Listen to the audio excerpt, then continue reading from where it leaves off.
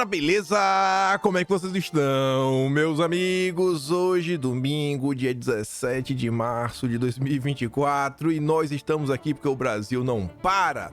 E para falar sobre isso, eu dividi o vídeo em 4 partes, e como vocês podem ver ali naquela primeira imagem, vamos ter que falar, né, do lixo que é a Rede Globo e um pouco do dia de ontem de Bolsonaro, que participou aí do lançamento da campanha do Ramagem.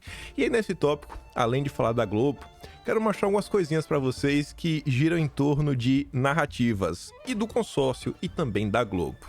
Para depois nós falarmos sobre Dilma, aquelas mãos sujas de petróleo, vamos falar de Petrobras, vamos falar das estatais, vamos falar dos projetos antieconômicos da turma da esquerda, que no final do dia, né, é só um projeto de poder político. E tem algumas coisinhas interessantes nesse primeiro tópico que vão nos conectar ao segundo. Nesse primeiro tópico, inclusive, quando a gente fala de Petrobras, eu quero falar de um conselheiro que foi nomeado, a gente falou dele aí dias atrás, e voltar a falar da questão do combustível do futuro. Temos que comentar umas coisinhas. Aí a gente vai entrar naqueles assuntos que fazem com que o Brasil não saia do lugar, siga acorrentado. Surge uma confusão aí envolvendo uma reparação do Banco do Brasil. Tem 2 dias que saiu isso, fique olhando, dando uma pesquisada aqui, acolá. E aí muita coisa se juntou, que dá quase um dossiê. Não quero adiantar nada, mas acho que é o tópico mais interessante do vídeo de hoje. Se dá tempo no final, tem mais aqueles assuntos que só acontecem no Brasil do Dilma, que é o Brasil que deu errado. Mas vamos lá, vamos começar. E vejam só, a turma da Globo divulgou, né, comentou na verdade sobre o lançamento da campanha do Ramagem. E por que eu fiz questão de trazer esta nota? Porque aqui eu acho que é um aviso do que vocês poderão esperar durante o período eleitoral. Já está aqui bem claro, a Rede Globo vai entrar em campo com tudo o que ela pode para desinformar e atacar qualquer pessoa que seja minimamente aliada a Bolsonaro. Quando é alguém ainda como Ramagem, que realmente é um aliado, aí espere o pior. Você vê, ó, em ato esvaziado, Ramagem lança campanha ao lado de Bolsonaro em fala em tirar soldados de Lula do Rio. Ah, eu acho que incomodou, né? Incomodou, mas como assim? Como assim vai contra Painho? Aí nessa matéria, para reforçar, né, para mostrar que o evento foi esvaziado, só tem uma foto, que é essa daqui. E você realmente vê, né? Poxa, você consegue ver o chão. Parece que tem um pessoal concentrado ali na frente. Aí você fala, pô, Jair, você não é mais o mesmo, né? Você é um cara tão popular e agora ninguém mais, Jair, vai nos seus eventos. Uma jornalista do Grupo Globo, do Valor Econômico, a Camila Zarur, ela postou, inclusive, uma foto bem similar àquela anterior da Globo, tá ali à direita, e ela colocou outra foto à esquerda. E ela veio com o papinho. E por quê? Porque a turma da Globo começou a ser questionada por essa matéria falaciosa, mentirosa, realmente digna da Rede Globo.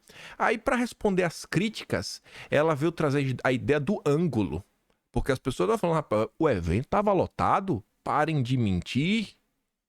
Ângulo é algo muito importante. A depender da sua posição, a cena muda. Será mesmo? Será que a cena muda? Aí na foto da esquerda você vê um mundaréu de gente, na foto da direita tá meio gato pingado, né? Aí você vai dar uma olhada. Vejam só, que interessante, né? Tá aqui a imagem. Gente até o fim. Você fica perguntando, cara, cadê o espaço vazio aí que a turma da Globo falou? Aí vejam só, né? Olhando a foto lá da Globo. Vocês conseguem ver que tem um nome aqui em cima? É Maracanã do Samba. Antes disso daqui, tem uma frase, que é bem-vindo ao Maracanã do Samba. Você consegue ver que a letra M tá aqui em cima? E você traçar aqui uma linha, ó. Sem traçar aqui uma linha, pega aqui a caneta, seria mais ou menos aqui assim, ó, no mínimo. Tem que pegar aqui o ângulo, como ela disse. No mínimo aqui, então você vê que tem gente até o final. Quando você vai aqui na foto da menina, você vê que do Maracanã pra trás, não tem ninguém, assim, não tem ninguém. E aqui tem. Não fica parecendo que a turma do Globo bateu a foto de um momento que estavam faltando pessoas? Você vê aqui, ó, por outro ângulo, Maracanã do Samba. Não tá claro que o que aconteceu é que a Globo foi lá no momento que as pessoas ainda não haviam chegado para bater a foto e meter o clickbait maluco. E isso ainda ganha reforço, primeiro, com os vídeos, as imagens que circularam nas redes sociais, a turma do Metrópolis com a narrativa totalmente oposta da Globo. Você vê, ó, vídeos que circulam nas redes sociais mostram o espaço lotado de apoiadores que aguardavam para acompanhar o discurso de Bolsonaro. Espaço lotado. E para corroborar que a Globo tentou tirar proveito do momento que as pessoas ainda não haviam chegado. Pensei que era isso, mas calma. É aqui, mas só para chegar lá. A verdade dos fatos é que o monstro golpista, né, entre aspas, Bolsonaro, reúne legiões de fãs onde ele vai, como hoje na quadra da Mocidade. E Lula recebe vaias onde vai, como no Vale do Taquari ontem. Esse deslocamento do Supremo, do sentimento popular, vai ainda cobrar o seu preço.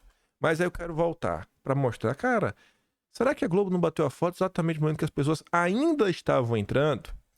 O vídeo tá com áudio ruim. Não acho que vocês vão conseguir ouvir, porque tá gravando o som que tá sendo das caixas de som. Então, o Bolsonaro tá num espaço grande, aberto, etc, tudo mais. Mas o vídeo eu vou mandar para vocês lá no Telegram. O link tá aqui na descrição. Mas vocês conseguem ver aqui, ó. Bolsonaro tá putaço. Se alguém entrar com a ferramenta, o alvo sou eu. Como não admirar e odiar ao mesmo tempo? Aí você fica se perguntando, o que é que aconteceu? Por que ele tá revoltado? Será que Bolsonaro recebeu algum tipo de ameaça? Saiu uma matéria sobre isso. Tá aqui, ó. Play News.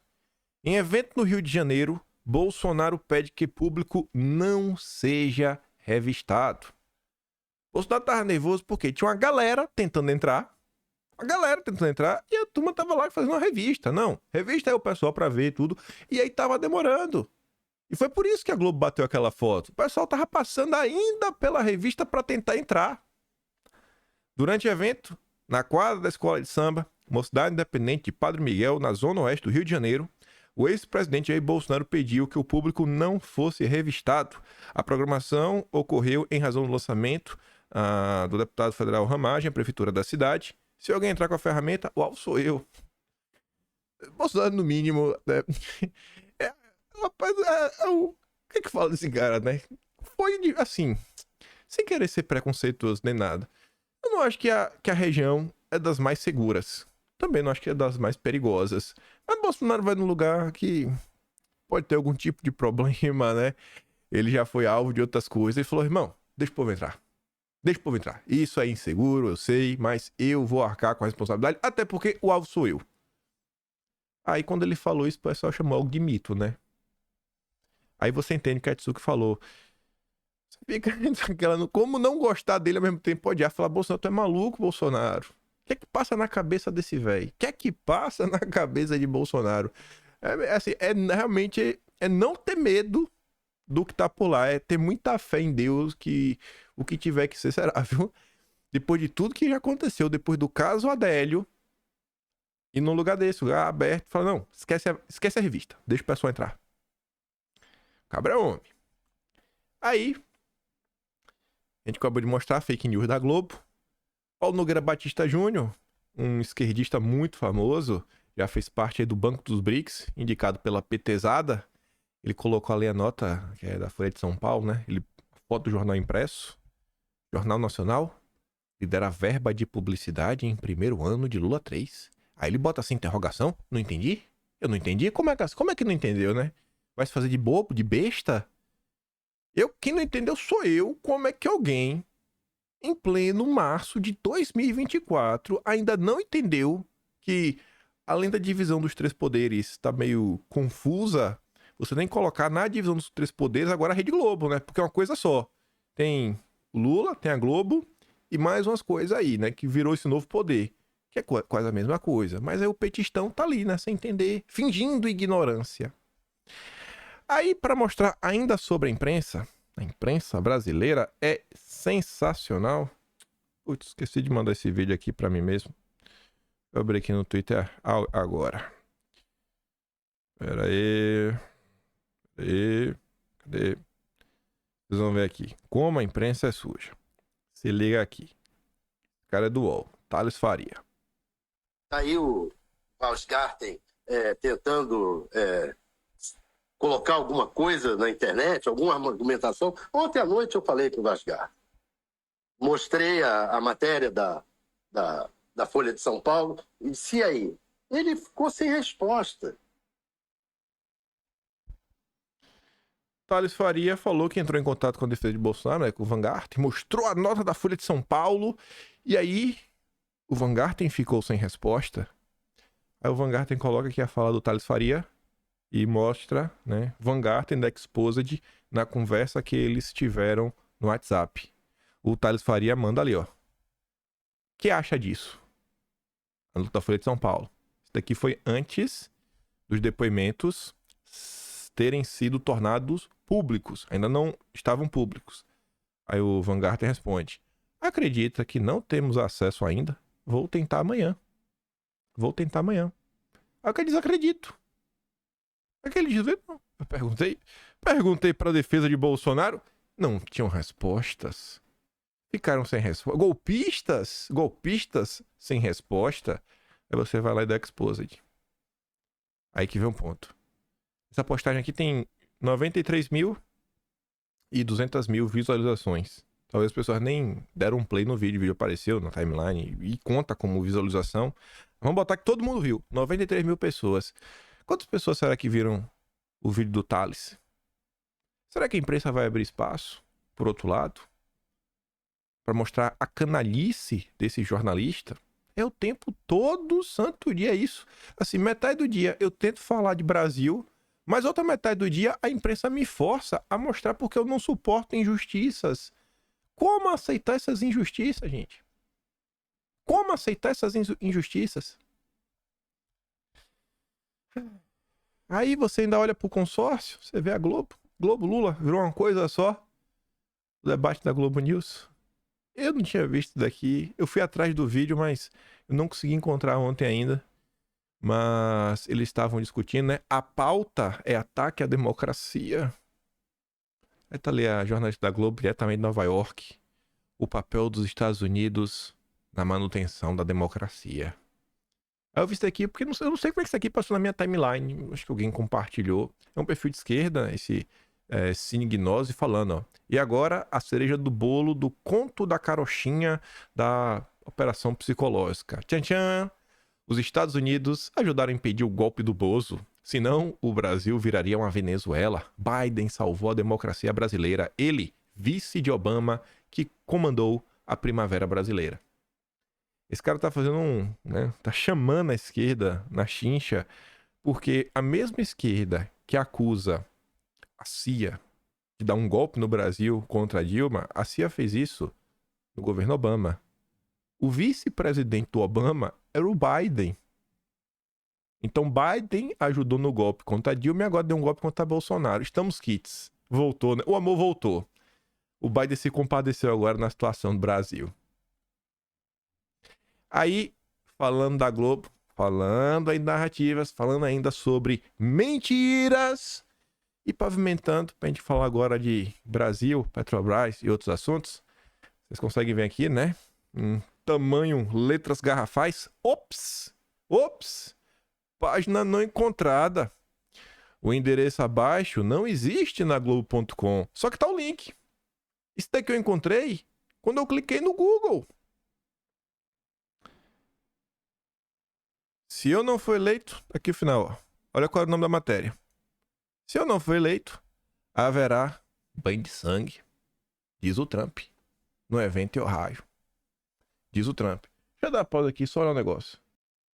Eu pausei por uma razão, porque eu fiquei pensando assim, ó. Imagina o cara que tá me assistindo que é petista. Às vezes tem um petista, aí o petista fala: você está manipulando, essa nota nunca existiu. Daqui é um print falso. É um print falso? Será mesmo que é um print falso? Eu aproveitei, fui no Google, bati um print da página do Google, tá ali, ó. Se eu não for eleito, haverá um banho. Matéria do G1. Aí, pro petista, deixa eu ver como é que eu faço aqui.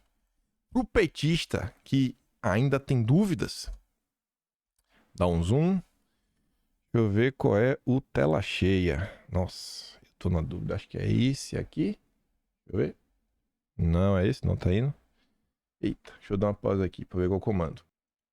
Pronto. Pro petista, ó, a gente tá aqui, ó. Tá no site do Google mesmo. Vou até atualizar, ó. Apertar aqui F5, ó. Atualizou. Vamos clicar aqui no site da Globo, juntos. Ô, rapaz! Página não encontrada. Tá vendo aí, né? Pra não restar nenhum tipo de dúvida. Mas vamos lá. Vamos lá. Vamos lá. Vamos lá, vamos lá, vamos lá. Então tá aí, né? Essa é a turma da Globo. E por que eu quis trazer essa nota que a Globo apagou? Para mostrar para vocês, mais uma vez, não que vocês não saibam, mas todo caso novo, né, é muito importante e vai nos conectar aos assuntos a seguir. Estamos no momento em que o mundo discute assuntos sérios, pelo menos os países sérios estão discutindo, enquanto no Brasil só se discute besteira e se cria muita fake news narrativa.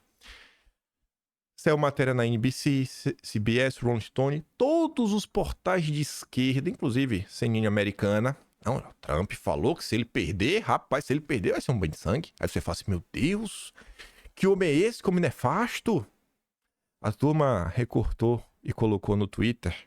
E a esquerda e os liberais brasileiros já estão circulando esse recorde de 14 segundos, onde o Trump fala isso daí, 14 segundos. Caio Blinder, até aquele apoiador do Lula, né, comentou sobre isso. É igual ao Bolsonaro. Aí, um perfil chamado Andy Wokeness, tá ali fim da vigília, porque foi a tradução. Ele fala assim, ó, estamos testemunhando a invenção da farsa do banho em tempo real. Infelizmente para eles, temos o X, narrativa da mídia versus o contexto completo. E ele colocou ali o contexto completo. O áudio está em inglês, eu não tenho uma tradução, mas vocês podem ver que o próprio Elon Musk compartilhou e colocou ali uma palavrinha. Interessante. Interessante, rapaz. Como a mídia gosta de manipular. Você sabe o que é que o Trump está falando nesse discurso? Que a Globo já está tentando promover ódio no Brasil? Ele está falando assim, ó. Aquele país vermelho está investindo pesado no México. Não aqui na nossa terra, lá no México. Um monte de montadora, um monte de carro elétrico, achando que vão fazer a festa. Estão achando que vão produzir o carro lá, enfiar aqui dentro dos Estados Unidos e quebrar a indústria nacional. Não no meu turno. No meu turno, vou enfiar 100% de tarifa nesses carros. A prioridade são os carros americanos. Agora, se eu não for eleito, irmão, aí vai ser um banho de sangue. Ele tá falando isso no contexto para a indústria. Que a indústria vai passar por perrengues com a invasão de produto do país vermelho. Mas a imprensa dá a entender o quê? Não, vai ter um conflito, a população vai sair na mão. Vai ter os ringues tipo Popó versus Kleber Bambam. Televisivo, vai ser o que vai virar os Estados Unidos. Vocês percebem como isso é uma coisa? Olha a preocupação, olha o que está sendo discutido. E é um ponto que eu venho tentando falar, chamar assim, gente, temos que olhar isso daqui também, ó. A direita ela tem que dar o próximo passo, tem que ir além do que já se discute, além dos assuntos, tem que começar a ter assim um olhar também focado em propostas, proposições. Qual caminho nós iremos seguir para tentar promover o desenvolvimento nacional? Nos Estados Unidos, o papo está muito mais avançado. Eu não cobro que o Brasil se torne Estados Unidos, que o Brasil se torne o que está acontecendo. O Brasil não é o debate público, mas a minha comparação da direita é a direita hoje versus a direita ontem. E quando eu olho o nível do debate da direita em 2013 e o nível do debate da direita hoje, nesse campo aí propositivo, eu acho que ele não evoluiu muito. A minha relação é direita brasileira versus direita brasileira. Não tem nenhuma obrigação da gente estar igual aos outros que tem anos aí, etc. Mas eu quero ver a evolução. Eu acho que a gente merece isso e vai ser bom para todos nós. Aí vamos manter isso na cabeça por hora. Trump, desenvolvimento nacional, fortalecimento da indústria da nação, mas com foco real de manter empregos. Foco é no país, não é um foco num projeto político de poder pessoal, para a gente começar a falar do Dilma. O governo tenta entender queda de popularidade de Lula no Nordeste. Para o auxiliar de Lula, há um desgaste das bandeiras que impulsionavam um petista. Isso já foi virtude, agora é só obrigação. É preciso mais. O Lula fez o que não fez nada. A única coisa que o Lula fez foi trocar o nome de auxílio emergencial, né? Desculpa, Auxílio Brasil, para Bolsa Família. Ele só fez isso. Já era, não fez nada. Se dá auxílio e bater em Bolsonaro já não dá mais popularidade, a estratégia de Lula é gastar. O Lula não tem projeto, não tem nada para oferecer. E aí fica fingindo que não sabe porque tá sofrendo desgaste. Este ano, estamos comentando que a economia vai de mal a pior. Ontem até postei aquele vídeo, né, do Rui Costa Pimenta. Aquele vídeo circulou bem, fiquei surpreso. A turma da direita com raiva de mim, falando, olha, tá vendo, Rui Costa? Você está dando ferramentas para a direita atacar o governo. Aí você vê que as pessoas preferem se iludir do que cobrar, né, mudanças reais para melhorar o próprio país. Os petistas estão mais preocupados com Lula do que com a vida do povo. Aí o Estadão nos conta que o Tesouro, ou seja, a turma do Haddad, elevou para quase 171 bilhões o valor de receitas adicionais necessárias para zerar o rombo.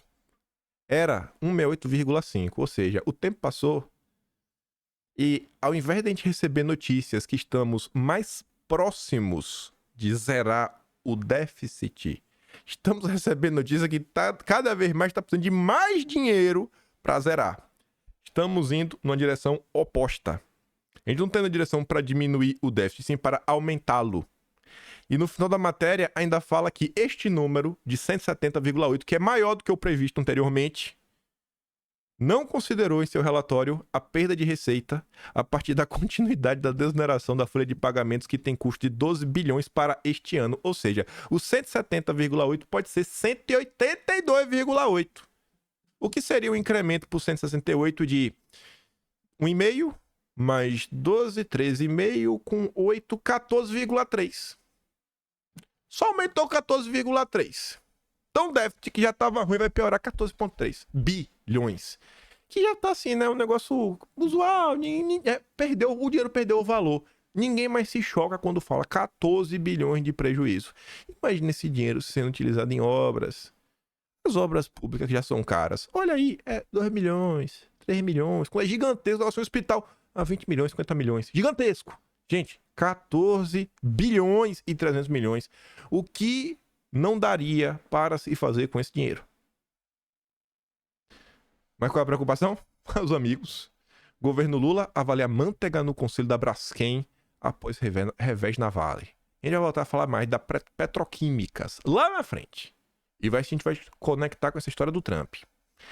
A preocupação do Lula não é fortalecer as petroquímicas nacionais, o mercado, não. É o amigo.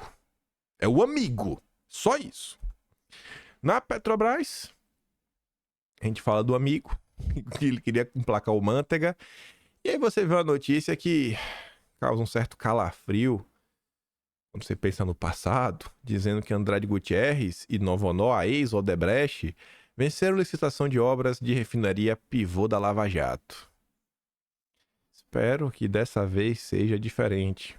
Mas que dá um friozinho na barriga, dá, viu? Vamos lá. Posição de Lula sobre a Vale Petrobras gera desconfiança sobre os rumos da economia. Quem fala isso agora é ninguém mais, ninguém menos do que o presidente do partido do Alckmin, o Carlos Siqueira. Em entrevista, Siqueira afirma que vê com preocupação os rumos tomados pelo governo federal. E aí, fizeram uma pergunta para ele sobre a eleição de 2026, que tem tudo a ver com a questão econômica. Que fala assim, ó, o PSB apoiará Lula em 2026? E ele disse, o PSB não quer tratar desse assunto agora. Não vai dizer que apoia, nem que não apoia. A gente fala demais sobre eleições quando devíamos falar dos problemas do país, que são graves. Deveriam falar do problema do país, mas não tem, a gente só fala de eleição. Assim, o Lula, ele não fala de Brasil, ele não está preocupado, ele está preocupado com o PT. Está preocupado com a eleição, ou seja, um projeto de poder. Aí, por falar o óbvio e não falar nada demais e sequer negar que vai abandonar o Lula, só deixou em aberto. O esquadrão do cancelamento de Lula já entrou em campo, que é o Brasil 247. Risco de traição à vista. Presidente do PSB defende o mercado no tema da Petrobras e coloca em dúvida o apoio a Lula em 2026. Meu amigo, você pisou 1 centímetro fora da linha, o esquadrão petista vai pra cima de você. Esse é o petismo. É o que eu estou falando. O Brasil tá cada vez mais em uma bolha que você tem de um lado os inquisidores e dos outros as vítimas. É o que tá se tornando. São os perseguidores. Eles adoram perseguir. Aí a gente comentou, para você ver como é que as coisas funcionam dentro do petismo, sobre a Petrobras, sobre a indicação do Lula. É um tema que eu acho que, sei lá, tirando aqui é nós que estamos comentando aqui, não tem muita repercussão no Brasil. Para mim é algo triste, porque muito se fala sobre o globalismo, como o globalismo é um problema, mas na hora que tem uma ação concreta, que é uma vitória do globalismo, ninguém aponta o dedo. Eu fico assim, mas o globalismo é ou não é um problema? Me expliquem, que eu jurava que era. Aqui é globalismo na veia. Na veia.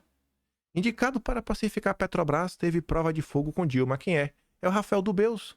É o novo conselheiro, falamos dele. Essa nota até é uma mini biografia. Membros do PT lembram que ele foi assessor e subchefe adjunto para assuntos jurídicos da Casa Civil entre 2012 e 2016 no governo Dilma. Pior, para Dubeux, ele era responsável por temas da área de infraestrutura, assunto de estimação da presidente. Como diz um deputado, se ele sobreviveu a Dilma, vai sobreviver a Petrobras. Atualmente secretário executivo adjunto na Fazenda, ele cuida da agenda de transição energética do Haddad, tema que o governo quer estimular na estatal. O Lula, ele não vê a Petrobras como uma empresa que precisa aumentar sua produção de petróleo, aumentar o refino, aumentar sua capacidade de logística, seu poder de competitividade nacional e internacional. Não. O Lula está preocupado com a transição energética para agradar o Biden. Globalismo, esse é o novo conselheiro da Petrobras, que está sendo inclusive cotado para ser, quem sabe, o próximo presidente da Petrobras. Segundo o integrante do governo, caso seja bem sucedido na função, pode se credenciar até mesmo para presidir a estatal. Já pensou? Um presidente da estatal. Já imaginou você colocar a Marina Silva para presidir a Petrobras? É isso aqui que vai acontecer. Esse é o governo Lula. Além de ligado a Haddad, é próximo do Messias, né? O Messias da AGU. E do número 2, do Ministério de Minas e Energia, Arthur Valério, como mostrou o painel SA. Nesse campo aí da transição energética, governo Lula, agenda verde, globalismo na veia, essa semana tivemos um projeto aprovado que contou com míseros 19 votos contrários. Apenas 19 deputados votaram contra, 429 votaram a favor. Teve muita gente aí que votou sim, que eu boto a mão na coisa e falo, meu Deus, o que é que tá acontecendo? Cadê os nossos deputados que falavam, que combatiam o globalismo? Eles estão votando para globalista. O Arthur Lira comentou sobre isso. 1.400 comentários para 381 likes. Sinal que as pessoas não estão muito felizes, né? A até diz, mais comentários do que curtidas, igual reação negativa. Será mesmo que a pauta verde é o maior interesse do país? Porque é isso que o Lira diz, ó. A Câmara dos Deputados aprovou mais um projeto do maior interesse do país. Do país ou de alguns grupos econômicos? Que daremos nomes. Daremos nomes. Calma. Da chamada pauta verde. Além do combustível do futuro, ele cria o Programa Nacional do Diesel Verde, o Plano Nacional de Descarbonização do Gás Natural. Você tá vendo que o verde, né, tá um negócio assim virtuoso. Se é verde, é virtuoso. E criar regras para o desenvolvimento do combustível sustentável de aviação é mais um passo para tornar o Brasil protagonista mundial no desenvolvimento e uso de fontes energéticas limpas. Tá certo, Arthurzinho. Aí, vocês entenderem o meu desespero com esse projeto e o meu desespero com os deputados de direita que votaram sim para esse lixo. Câmara a aprovar projeto do combustível do futuro após acordo entre o agro e o setor de energia. Eu sugiro de coração que a FPA, que é a Frente Parlamentar do Agro, mude de nome. Tenham pelo menos a decência e a honestidade. Coloquem FLA, Frente do Lobby Agropecuário. Ou Frente Lobista do Agro. É o mínimo que vocês podem fazer. O mínimo. Para parar de fingir que é um movimento político. Não, é um nome de lobby. Só isso.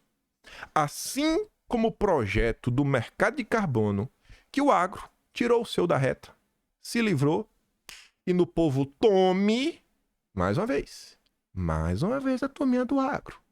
Mais uma vez. Essa turma não gosta do Brasil. A turma gosta deles. Do bolso deles. O deputado Alceu Moreira, do MDB do Rio Grande do Sul, presidente da Frente Parlamentar Mista do Biodiesel e autor da medida que aumenta a mistura, também comemorou a aprovação. A turma do agro negociou uma coisa que eles queriam, que era a questão do biodiesel, aumentar aqui uma misturinha pra gente conseguir dar uma boletada maior e vamos ver. Eu vou deixar o nosso glorioso Alceu Moreira explicar, e eu peguei um frame que acho muito bacana. Isso regula preço. Regula preço. Ele tá preocupado com o preço, não é pro preço não cair, mas o preço do quê? O que é que o preço não pode cair para o agro continuar ganhando dinheirinho? Vamos ouvir o senhor Alceu, da FLA. Cadê, Alceu? Pera aí. Eu não vou nem dar play no vídeo inteiro, que o vídeo é longo. Mas tá aqui. Pessoal, hoje é um dia muito importante para nós. Nós que somos presidente da Frente do Biodiesel, colocamos um projeto de lei que foi pensado no projeto do governo que trata do combustível do futuro.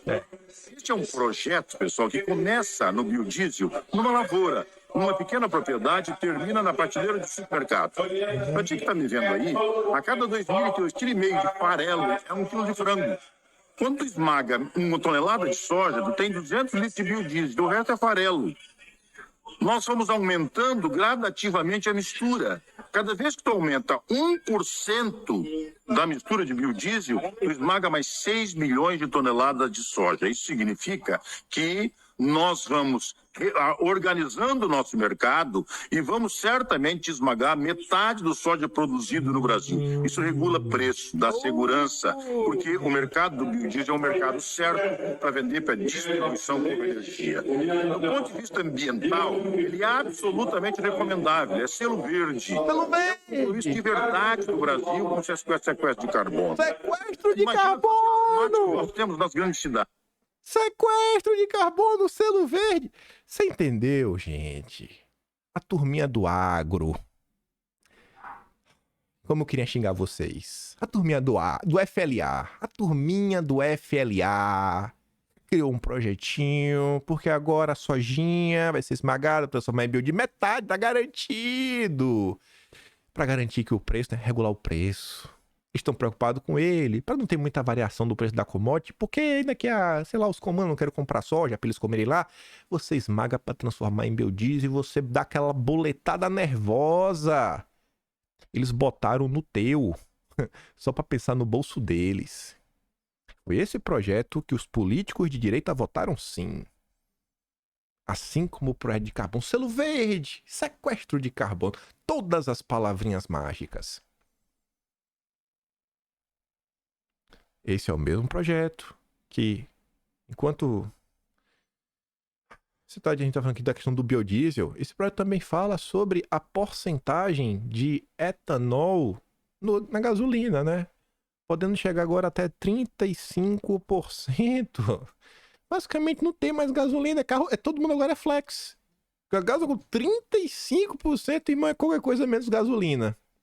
Qualquer coisa menos gasolina. Essas são as discussões que entram no Brasil. Eu te pergunto, isso aqui vai melhorar a vida do brasileiro como? Eu só vejo melhorar a vida de alguns brasileiros, os barões da soja. É ridículo isso daqui. Ridículo isso daqui. Ridículo isso daqui. E sabe qual é a coisa? Isso vai ser um karma. Porque enquanto essa turma coloca esse projeto pensando no bolso deles, eles estão referendando do início até o fim todo o discurso verde que está os destruindo, que já está destruindo os agricultores na Europa, destruindo em outros países. Eles estão puxando a corda e vai laçá-los. Essa ganância vai se virar contra o agro. Vocês merecem. Vocês merecem. Estão plantando, vocês vão colher. Aí vai mostrar, né, a preocupação que essas pessoas têm com a agenda verde no Brasil.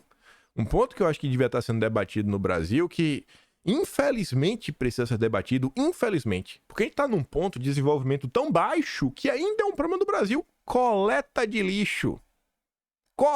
Imagina, retirar lixo. A gente tá precisando vencer esse problema. Ele não. A FLA? A FLA tem dinheiro pra dar, tem jatinho. Todo mundo Dodge Ram, caminhonete do ano.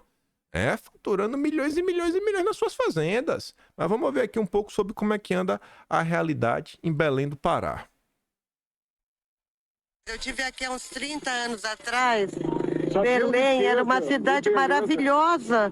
Chegou aqui para ter esse terror. Não, falei para ele, me arrependi de ter voltado. Aí, eu queria ter ficado com aquela imagem bonita que eu tive de Belém. É agora só lixo, lixo e pobreza.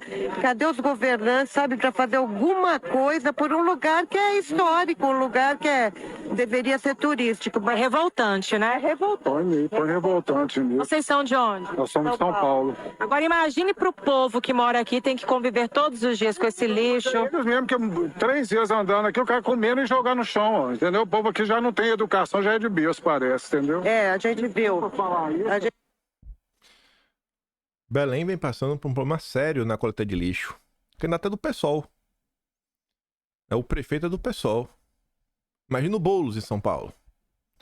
O Vilimigo fala: Belém, a cidade SG, sede da COP30, governada pelo PSOL. E aí, paulistano, vai repetir o erro? Vai botar o Boulos? Ninguém se preocupa com o Brasil. É só discursinho. É FLA, frente do lobby, né, do agro, frente lobista do agro. É o que se tornou, tá cada dia mais claro. Aí vamos pegar um gancho, pra ainda falar de mais alguns assuntos. A gente vai voltar agora a trazer o Trump, vamos trazer de volta a Braskem, pra gente falar de Brasil. No primeiro momento, você coloca a mão na testa e você fala: minha Nossa Senhora, até onde os petistas vão? O Uniafro quer que o Banco do Brasil pague 1,4 trilhão por participação em escravidão. Gente, olha só. Eu tô falando, o dinheiro tá perdendo valor. Não é bilhão, é trilhão. Trilhão. T-R-I. Você tá entendendo o que eu tô falando, né? O Arthur destaca o seguinte, ó. A dívida pública do Brasil são 7 trilhões. A galera quer 1/5 dessa dívida em reparação histórica. O movimento identitário tem um único objetivo: entregar todos os ativos brasileiros para os oligopólios wokes. Vamos dar uma aprofundada nessa situação. Para vocês entenderem, né, tem assim, uma certa percepção do que representa 1,4 trilhão, já que dinheiro já perdeu valor no Brasil. A Érica coloca ali uma imagem pra gente ver. As 13 maiores empresas do Brasil. Um ataque coordenado por agências de inteligência que controlam o sistema ONU, ONGs, partidos políticos, a imprensa e a academia no Ocidente. O Banco do Brasil é a 6ª maior empresa do Brasil. Acordem, isso é um ataque à soberania nacional. Gente, o Banco do Brasil, a Uniafro quer que pague 1,4 trilhão. Olha o valor do Banco do Brasil. 156 bilhões. A Uniafro quer que o Banco do Brasil pague 10 vezes o valor que ele... Assim, é como se você tiver uma casa que é 100 mil e querem te comprar uma dívida de 1 milhão. Você fala: cara, vou uma casa então. Eu faço o quê? É impagável. Impagável. A Petrobras vai mais 415 bilhões de reais. Vocês dizem mal. Pega aqui a calculadora. Vamos ver. Com 1,4 trilhões, o que você consegue comprar no Brasil de empresas. Vamos somar.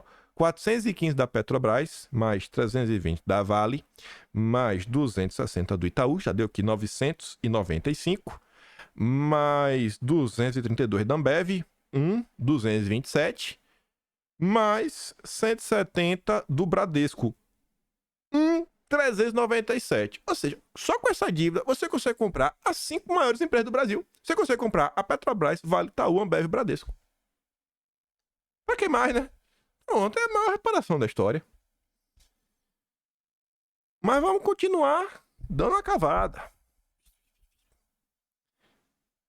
Soros Equality Fellowship, né? É como se fosse uma bolsa. Douglas Belchior. Sabe quem é ele? Tá aqui, ó. Douglas Belchior, fundador da Uniafro Brasil, participa de reuniões com o movimento negro estadunidense. Olha que engraçado, né? Rapaz. Douglas Belchior, candidato do movimento negro Uniafro Brasil, deputado federal. Olha o número 1375. 1375. De que partido é mesmo? Começa com 13? É o PT, né? Ele foi candidato pelo PT? Ah, não, velho. Ah, não. Mais uma ONG ligada ao petismo, rapaz. No mínimo simpatizante. Vocês estão de brincadeira. Mas dá pra ficar pior. Dá pra ficar pior. Porque onde tem Soros, também tem Ford. Onde tem Soros, também tem Ford. Um dos grupos que ajudam a Uniafro é o Fundo Brasil, que é financiado pelo Soros e pela Fundação Ford. Entra ano, sai ano, são as mesmas coisas que acontecem com o Brasil.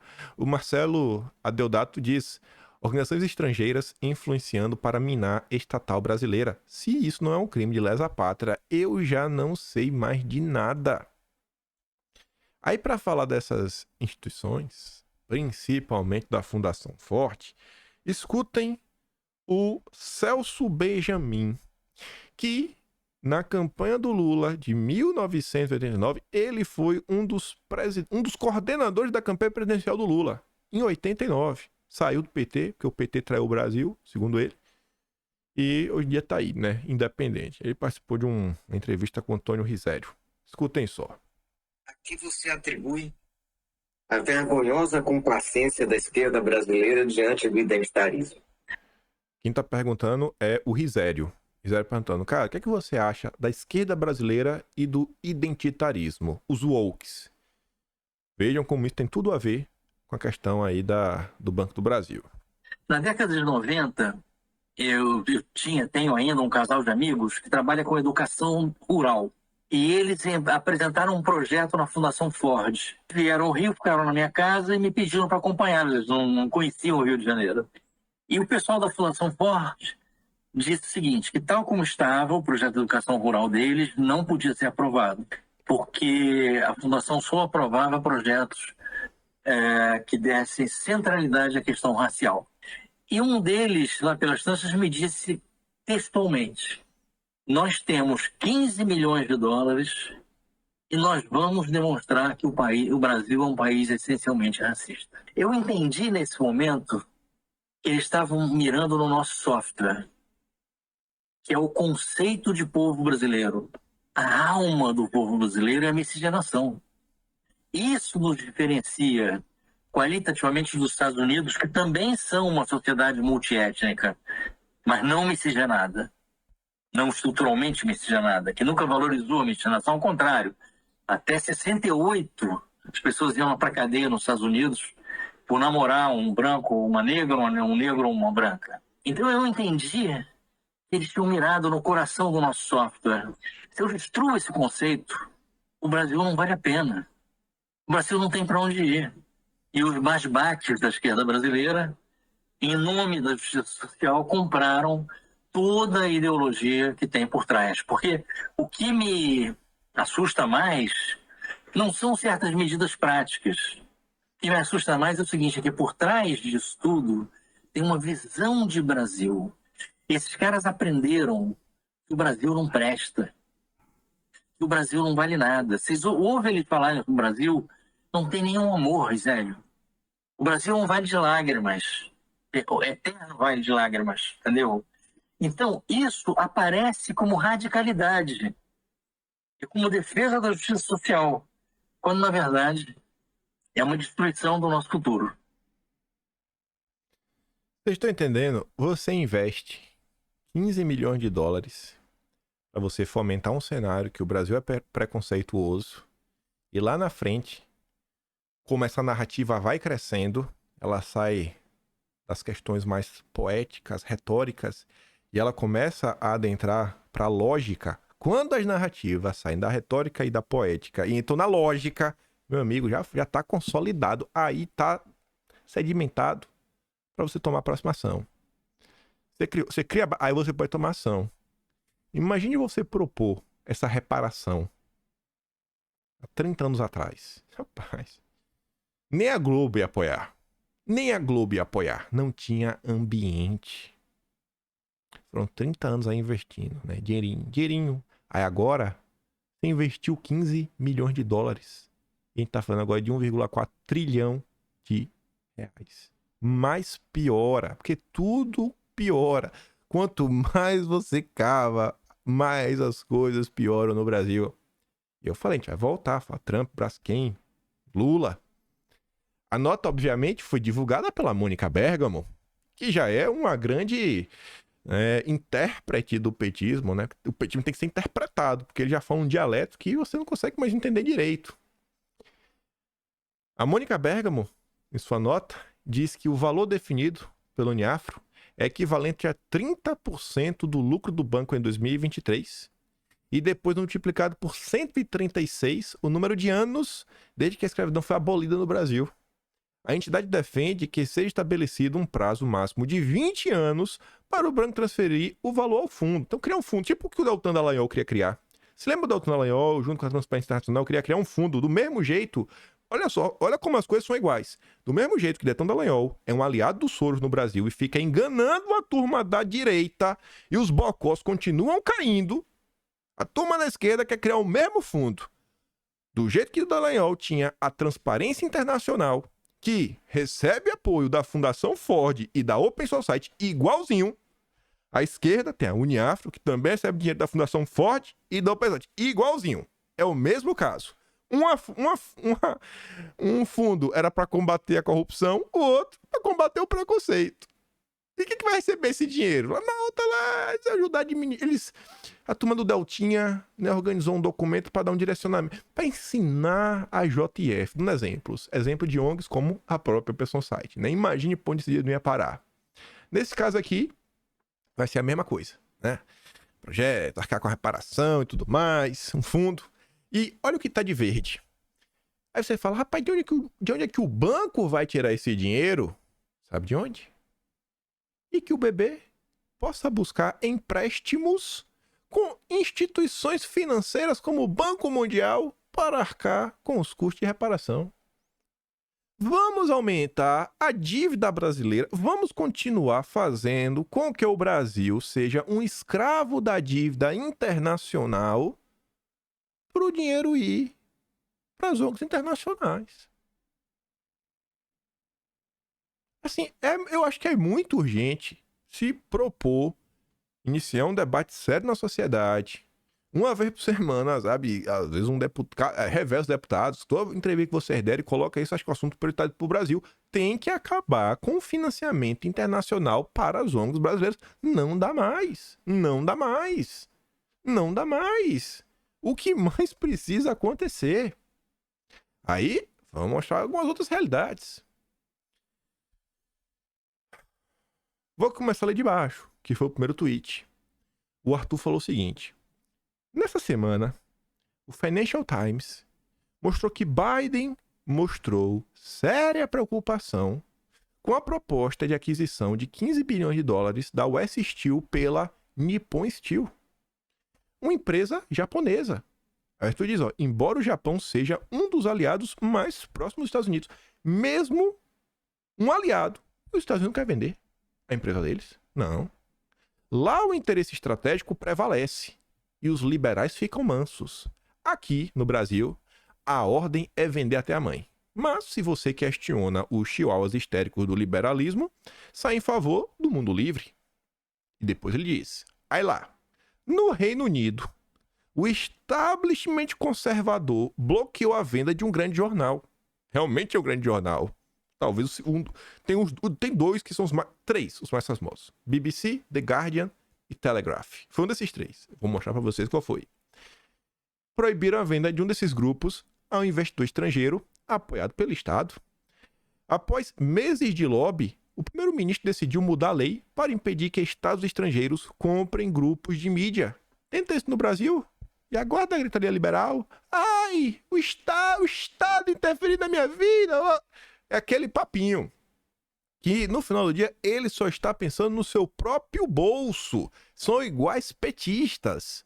Eles não pensam no Brasil. Eles não pensam em nenhuma consequência a não ser no seu próprio bolso. Esse é o liberal. Matéria da CNN primeiro, antes de mostrar da própria Financial Times. Ali, ó. Biden diz que é vital que a US Steel continue sendo propriedade e operada pelos Estados Unidos. 14 de março. E a da Financial Times vai ainda além, ó. Biden declara oposição à aquisição da US Steel pela Nippon Steel. Presidente busca manter a empresa de propriedade e operada internamente, apesar da aliança de Washington com Tóquio. Amigos, negócios à parte. Amigos, negócio à parte. Só no Brasil que a turma quer dar de graça as coisas. FHC que o diga. E tá aqui, ó, o jornal. Essa matéria eu vou mostrar 3 parágrafozinhos. Aquisição do telégrafo, né? É do Telegraph. Tem que ver com a tradução. Tá ali, ó. Telegraph Takeover. Reino Unido planeja lei para impedir a propriedade estrangeira de jornais. Nova legislação pode impedir a compra planejada de um grupo de mídia de 600 milhões de libras por um consórcio apoiado pelos Emirados Árabes Unidos. Também no dia 14 agora.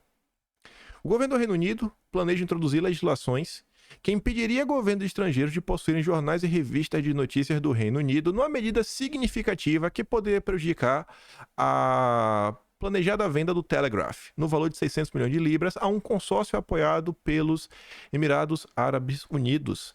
A Redbird IMI, uma parceria entre um fundo apoiado pelo vice-presidente dos Emirados Árabes Unidos, o Sheikh Mansour bin Zayed Al Nahyan, e uma empresa privada de investimento nos Estados Unidos, pretende adquirir um dos grupos jornalísticos mais influentes do Reino Unido.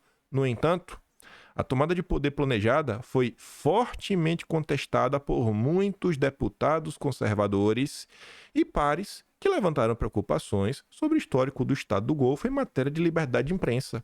E falaram, cara, a gente não está vendendo nossa empresa para alguém. A gente está vendendo assim, um dos maiores jornais do país para outro governo.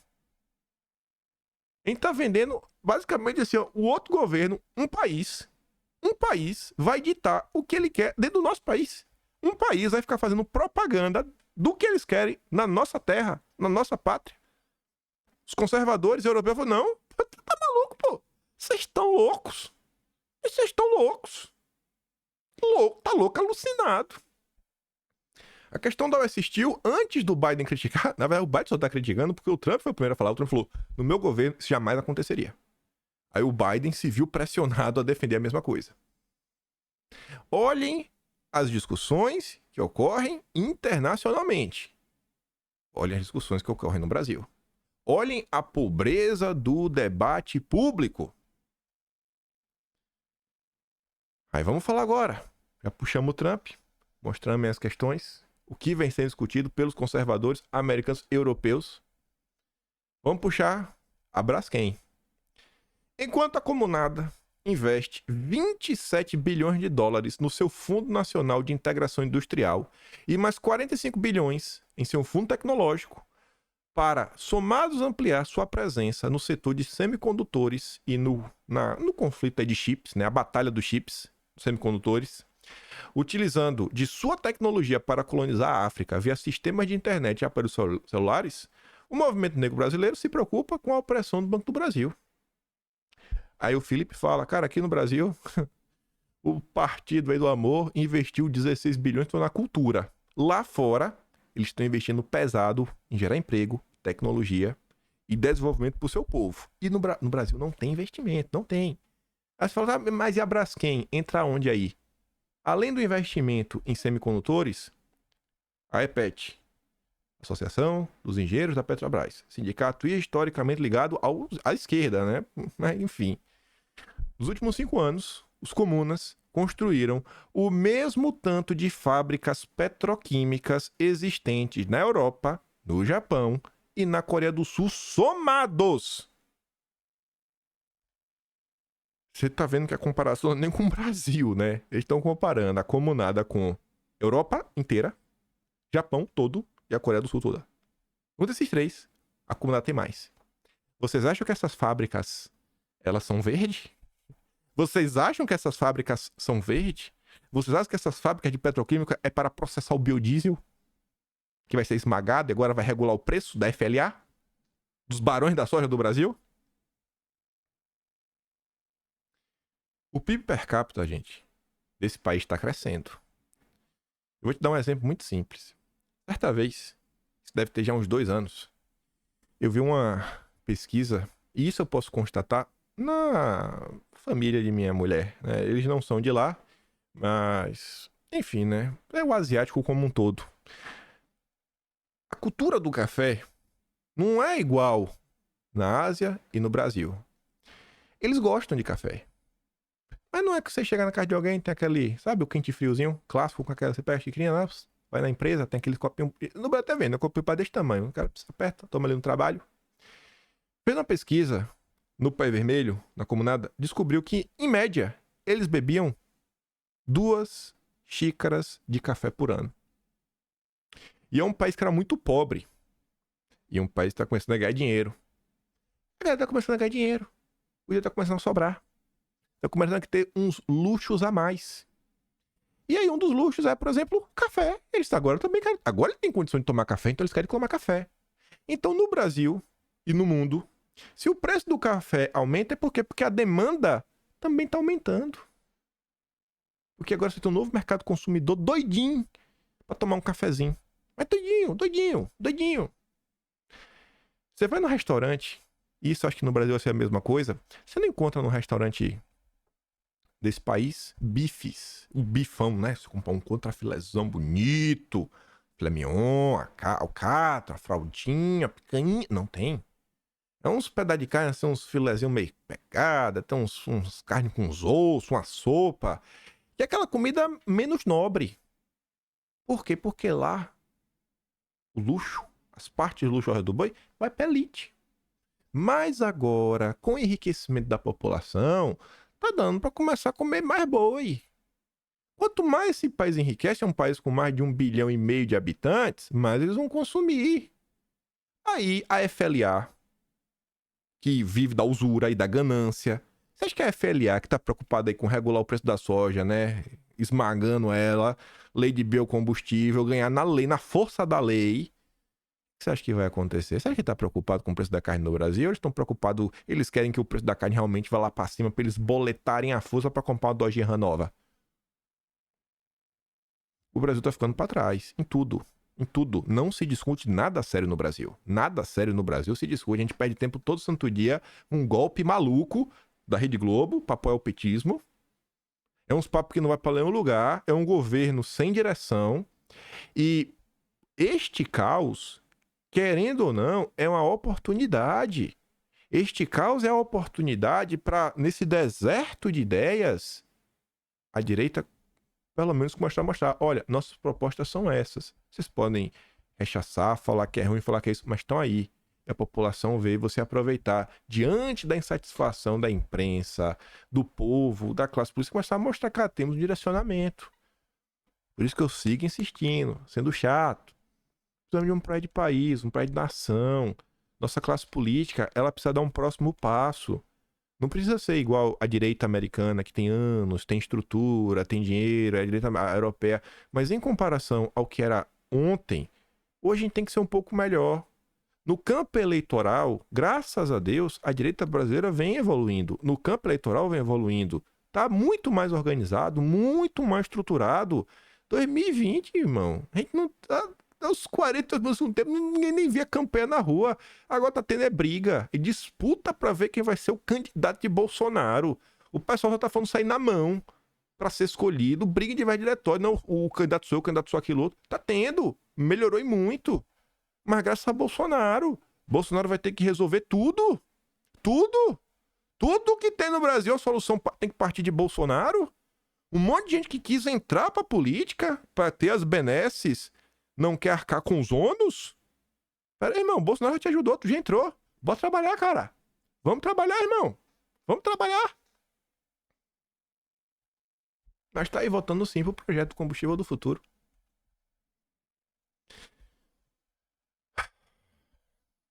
Petroquímica lá, voando. Lá, os países, tudo para petroquímica, carbonão, doido.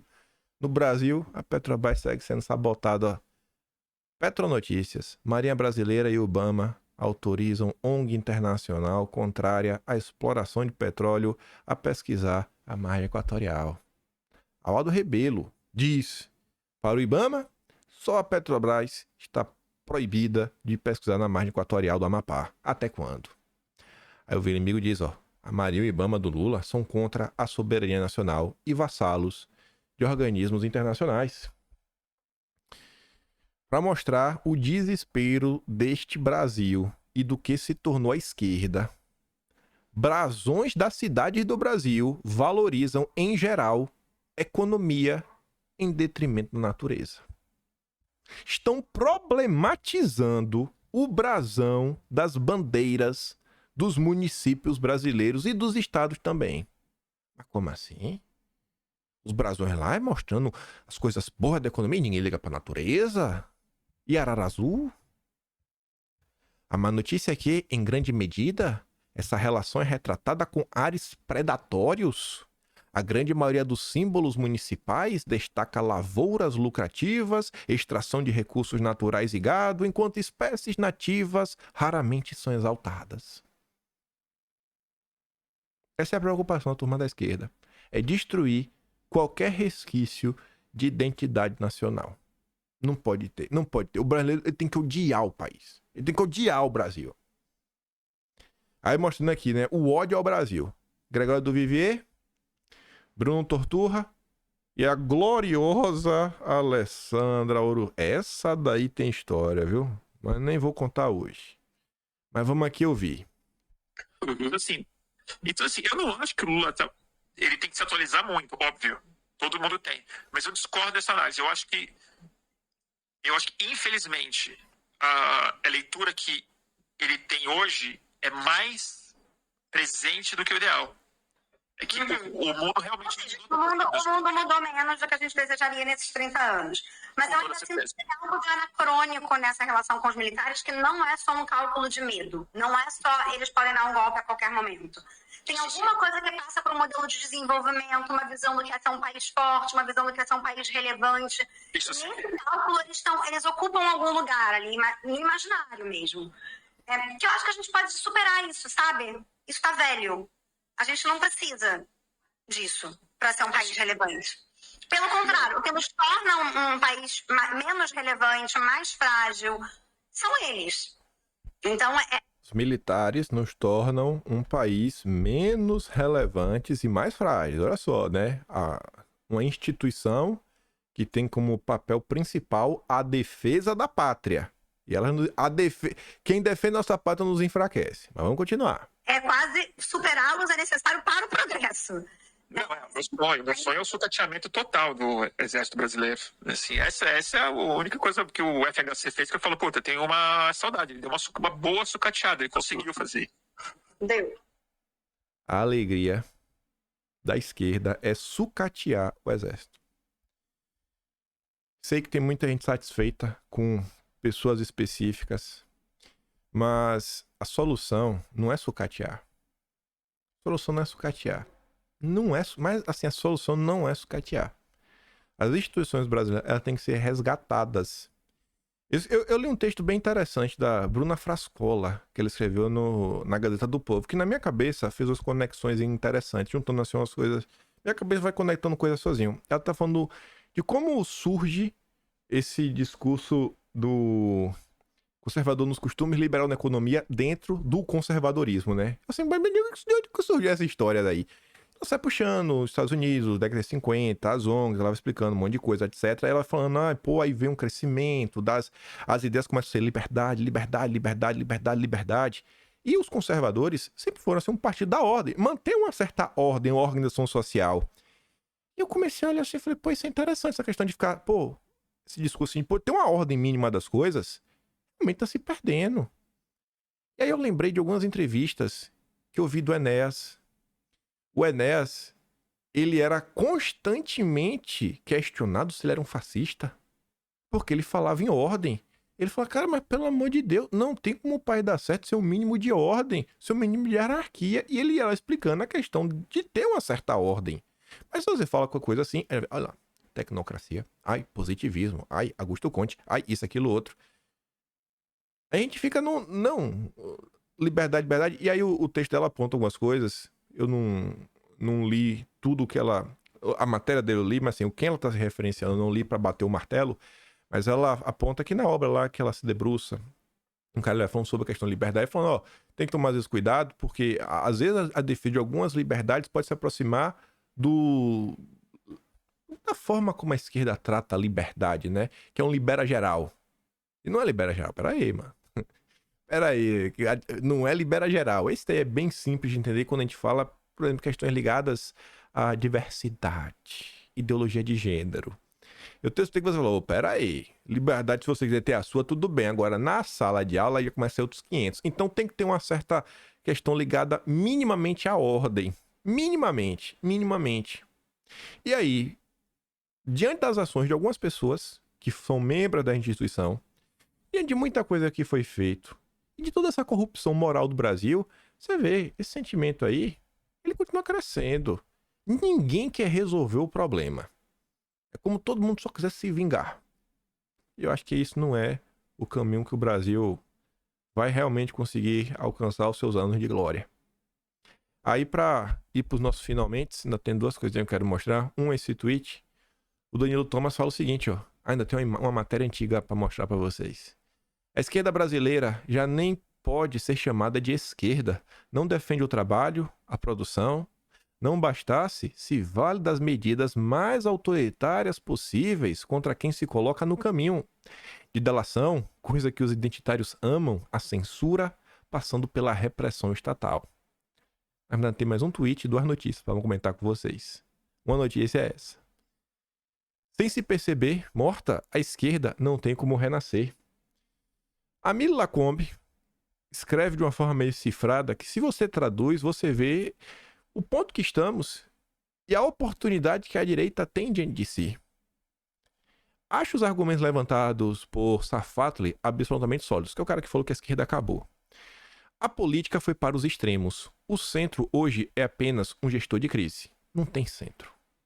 Não tem centro. As pessoas estão acordando que existem dois lados. Não tem esse papinho de centro. Aí tem uma parte que eu acho que ela viaja, o centro que pende para a extrema-direita sempre que é chamado ao palco. Não, sempre que é chamado o centro vai para a esquerda. Só existe, aí ela fala assim, a política foi para os extremos, só que, e aqui é a insatisfação dela, só existe um extremo, que é o da direita. Já que a esquerda optou por não caminhar para a extremidade que lhe pertence. Ela tá fazendo uma grifo falando, cara, a esquerda se vendeu. Vocês, os centros liberais, são todos iguais. Mais do que uma esquerda que não sabe se comunicar, o que temos é uma esquerda que não tem mais o que dizer, não tem mais pautas.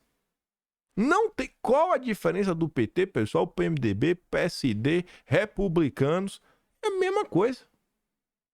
Uma esquerda que não fala em voz alta, que a crise está para o capitalismo, assim como o oxigênio para o fogo, e que vocaliza aberrações como capitalismo verde, SG na veia é coisa de esquerdista, capitalismo cor-de-rosa, diversidade é coisa de esquerda, capitalismo sustentável, capitalismo inclusivo, capitalismo ecológico, etc, etc, etc. Viva, não me parece estar. A esquerda hoje é totalmente diferente do que ela já foi um dia. É um deserto de ideias. Uma esquerda que atua defendendo as instituições contra a extrema-direita, que pelo menos teve a inteligência de perceber que a única relação entre o capitalismo e a democracia é a contradição. O que ela está chamando de capitalismo e, enfim, né, a verdadeira democracia, capitalismo é o establishment. Ela falando, cara, a única relação entre o establishment e a democracia é a contradição. O establishment, ele não é democrático. No mundo devastado, é o salve-se quem puder. Olhe apenas para você, confie apenas em você, proteja a sua família, desacredite das instituições e acelere. É você contra a rapa. É um discurso que engaja, porque as pessoas se percebem desrepresentadas por uma plutocracia fantasiada de democracia. É ela referendando essa questão, cara. É uma plutocracia, né? Enfim. Aí, pra mostrar que as coisas nem são tão novidades assim, ó. Esse era o Plínio de Arruda Sampaio, uma voz gigantesca no petismo, né? Nas esquerdas no passado, desde a década de 60. Essa aqui foi a entrevista para a Folha de São Paulo de 2005. Tá dando a história sobre consenso de Washington e tentando entender o que foi isso, e me deparei com isso daqui. Lula trocou o socialismo pelo poder e não merece a reeleição. Lula é um traidor da própria esquerda desde 2005, pelo menos. Mas a turma continua insistindo. E aí, para chegar ao fim, o Castanhão fala, ó, já os petistas, que como idiotas, idolatram ministros do Supremo que há somente 6 anos estava colocando metade do PT na cadeia. Assim que Bolsonaro estiver engaiolado, serão destruídos, para dar passagem a uma nova direita não bolsonarista totalmente submetida ao sistema. Aí o Tânio Thomas compartilha falando, ó, o plano da coalizão do establishment, junto com o setor financeiro e os identitários, é tornar o liberalismo de direita e esquerda hegemônicos e qualquer forma de oposição à esquerda impossível. Eles não estão perseguindo só Bolsonaro. Eles estão retomando a força do campo da direita para depois atacar a esquerda. É a reação do establishment. É o que o Lula falou. Só quem está contra o sistema hoje é a direita. A direita é a bolha antissistema. E o antissistema é sempre o combatido. Sempre o combatido. Por isso que mais do que nunca a gente tem que ter realmente assim, ó. Cara, e aí? Pra onde a gente vai? Em termos ideológicos, né? Debatendo os assuntos. Eu venho percebendo muito o seguinte. A turma da esquerda, por exemplo, eles sempre estão fazendo lives, coisas, onde eles debatem seus possíveis erros, possíveis acertos, o que fazer, o que deixar de fazer. Às vezes falta um pouco disso. Eu não acho que cabe aos... O cidadão comum já debate muita coisa, né? Mas eu acho que nossos representantes... Eu não tô falando de Bolsonaro, porque não dá pra pedir mais nada do que ele já tá fazendo, né? Que como se já fosse pouco. O que mais o cara tem que fazer? Que mais, assim... Todo o discurso que a direita tem hoje, assim, me perdoem, saiu da boca de Bolsonaro. Todas as pautas ditas de direita saíram da boca de Bolsonaro. A forma como ele conseguiu se comunicar, apresentar a população comum, olha isso, aquilo, outro, etc., todas saíram dele. Isso, o campo das ideias, o que dá base, a solidez. Mas o próximo passo, e agora? A partir, com essas coisas aí na mão, por qual caminho a gente vai andar? O que a gente vai fazer? O que a gente tem para propor quando voltar pro governo? Beleza, já deu para entender que direito é a flor da família, da liberdade, você poder se defender de muita coisa, mas e aí? É uma ideia, né? Vai ser Bolsonaro, mais uma vez, Bolsonaro. Faça o que os deputados não querem fazer. Faça o que os políticos não querem fazer. Faça o que o Pérez, que deveria ter uma fundação, ainda não fez. É difícil não passar pano pra Bolsonaro, né? É difícil. Aí vai ter lançamento de campanha. Bolsonaro, vem aqui, me ajuda. Bolsonaro, traz aí, Bolsonaro, teus apoiadores. Não que o Ramagem não mereça, né? Não tô nem falando do Ramagem assim, mas assim, no Brasil como um todo. Cara, a gente só tem Bolsonaro. A gente só tem Bolsonaro. Meu Deus do céu, velho. Que Deus dê muita saúde pra Bolsonaro pra viver mais uns 20 anos. Porque a gente vai precisar, viu? Bolsonaro, se alimente direito. Mastiga, pelo amor de Deus, né? O senhor come muito rápido. Tenta maneirar com uma salada, tomar uma aguinha de vez em quando. A gente precisa de mais uns 20 anos aí do senhor, viu? Pra coisa poder pegar no tranco. Mas é isso. Vou mandar todos esses vídeos que eu dei play lá no canal Telegram. O link tá sempre na descrição. Reflitam sobre isso. Vamos aprofundar e elevar o nível do debate dentro da direita. Só tem a somar pra todos nós. E eu fico por aqui, e se você quiser me ajudar um pouquinho mais, pode ser membro do canal, tem um botão de valeu, tem um peito na descrição, e tem o Atlas Brasileiro, kimpaim.com.br, tá aqui sempre que ser inscrito. Você tem acesso já a 13 livros, os 12 meses do primeiro ano do governo Lula, e agora o mês de janeiro. Compartilhe esse vídeo, volta amanhã, e eu te deixo aquele grande beijo, abraço, tamo juntos. Valeu, meus amigos. Fui!